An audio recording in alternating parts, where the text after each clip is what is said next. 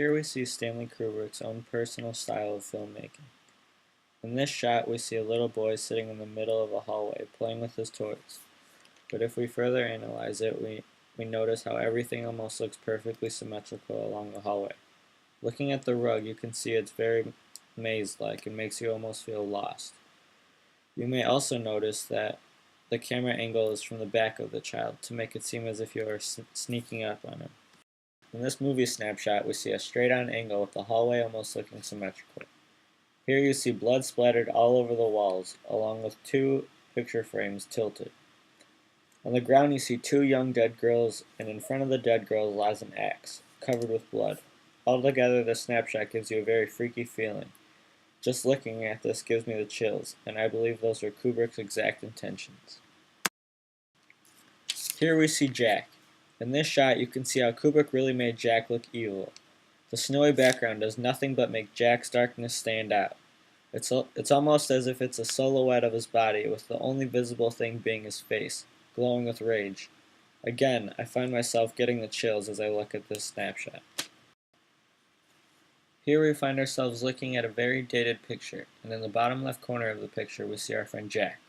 But only now he doesn't look so mad, along with everyone else in this photo looking happy as well. This photo is actually a picture of the people that have died in the hotel, and it seems that Jack looks happier now that he is dead. Although it's impossible for Jack to be in the picture, I believe Kubrick did this intentionally, to leave the viewer questioning. In this last snapshot of The Shining, we see a man in a bear costume sitting at the lap of another gentleman. As they sit there, they're staring back at us. This snapshot seems to have an unknown meaning, but that must have been Kubrick's intentions. He wants to leave you thinking throughout the movie. We are now looking at a snapshot from another great movie by Stanley Kubrick called 2001: A Space Odyssey. We have another photo that will leave you puzzled and wondering what the meaning of it is. We look at a close-up of an eye with offset colors of green and orange, and we begin to notice the characteristics of Stanley Kubrick. As we analyze another snapshot from the film 2001: A Space Odyssey, you can begin to notice the same characteristics from The Shining. Here we look at a picture of giant cubes floating in space, but you may begin to notice that the snapshot is almost perfectly symmetrical, and all the cubes seem to look perfectly aligned. Along with this snapshot of a man working on a machine named Hal, you'll notice the profile shot of this man's face, as he wears a space helmet, and within the helmet you will see the reflection of the perfectly aligned rods. You may also notice that the rods go from thick to thin as they start by his head and descend towards his hand. Kubrick might have been trying to say that we will have to work less and think less with machinery, because soon it will be doing all of this for us. As we look up at the silhouette of this gigantic rectangle, you will notice the sun right at the top, along with the crescent moon above it. He also includes moving clouds to represent time passing.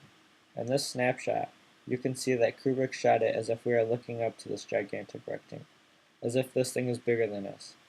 And even as time passes, we will never overcome this rectangle. As we view this last snapshot, we will be looking at one of the most iconic scenes in movie history. Here Kubrick shows an ape, and below him are the bones and remains of a dead animal. If you look at the ape's hand, you will notice he is holding a bone, about to strike down at the remains of this dead animal. Here Kubrick is showing the evolution, and he is showing how the ape just learned to use the remains as a tool. The apes are evolving and becoming smarter.